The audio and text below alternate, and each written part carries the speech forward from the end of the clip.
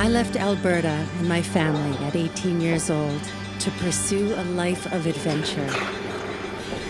For the next 18 years, I rarely looked back.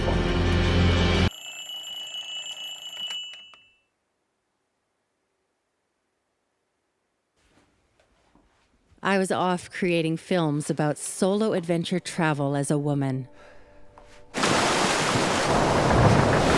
Sailing to Antarctica, surfing the chilly winter in New Zealand, exploring the Amazon rainforest, engaging in conservation in Kenya. And then I got a call that my grandma was passing away. I made the long journey home to her side. My grandma's entire family was there, a true testament to what she meant to each of us. At her funeral, as I was watching a photo display of my grandma's life, This is her in China. there they were, photo after photo of her, an Indigenous Canadian, in these exotic locales. Where in Africa is she?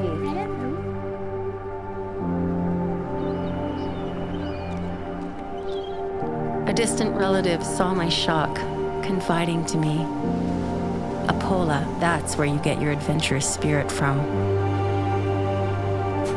What? Why am I just hearing this now? This new revelation of Grandma's life in her death made me want to know so much more about her. I know she provided a lot of love in my life. But as a woman, what do I actually know about her? I know that my grandma was Métis, the half-caste mixture of Cree and French that is particular to Canada, but she never spoke about it. I took a DNA test and confirmed my Native American heritage. Now I'm trying to understand what part of our personalities might come from our Indigenous roots. The next stage was to return to Alberta to speak to the women who were raised with and by Doreen Delphine Dumont. Hi. Oh, it's so great to see you.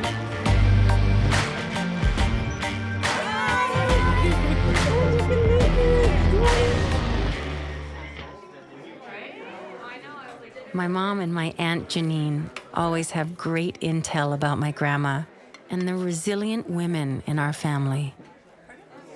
You know, she came from a line of strong women in that area because her grandma was really, well, I would say dominant. And she said the men weren't living with them very much. So the women were independent. Because the men weren't around, or because that's just who they were? That's maybe why the men weren't around.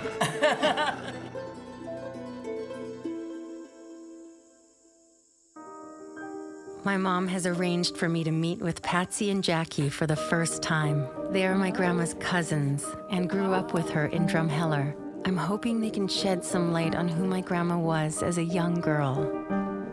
My parents weren't functioning. And so, you know, your mom and Gordy took care of us. I thought she was beautiful. She was tall. I wanted to be like her. You look so much like her. That's a compliment. Why was she allowed to be so dynamic and athletic and adventurous? She was quite strong-minded and did what she wanted, I guess. I don't even recognize that something is not possible. That if I feel like I want to do it, I'm going to find a way to do it. Well, there you go. There's part of Grandma. Right? There you go. There's part of your Grandma. It seems to me like in those days, women were more timid, but I am... Yeah, not Doreen, no. Not Doreen. She played hockey also on a women's hockey team. She was not a gentle hockey player. Doreen Delphine Dirty Devil Dumont. My grandma taught herself to skate. As a young girl, she walked to the frozen river carrying borrowed hockey skates and stayed out for hours until she was nearly frostbitten. It seemed like she was strong because of and in spite of this tough environment where you had to fight to have an identity. When I do my ancestry test, it just says Native American blood. We are Cree. Grandma's birth certificate says half-breed. You didn't want to be known as native or half-breed or, you didn't want to do that. When I was young, I would not wear red because every cowboy and Indian show they had, the natives always had red on. I didn't want to wear red because I didn't want to be one of them. Doreen, she was dissociated from her ancestry. She loved the land, but her connections to her Aboriginal, her native roots were really hard for her. Grandma was shunning where she came from, never speaking about it and disconnecting from it, this huge part of her heritage. I guess, in a way, I've done the same thing by embarking on a life that takes me away from my family, from Alberta. This is Mom's spot. She just had no fear. Just similar to you, Apolla, no fear.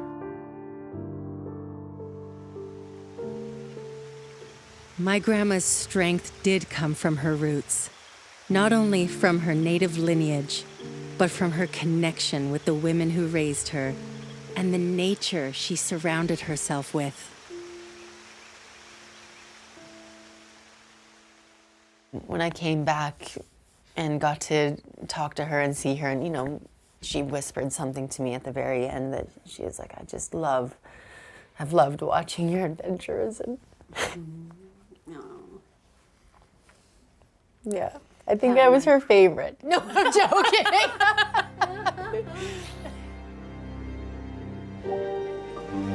Going back and learning about my grandma has been like erupting this volcano of vulnerability, because she meant so much to me.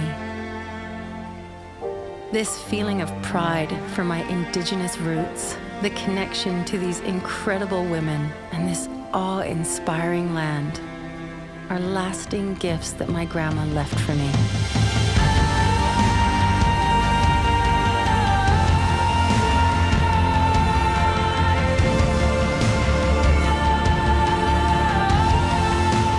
Grandma, thank you for giving me such strong shoulders to stand on.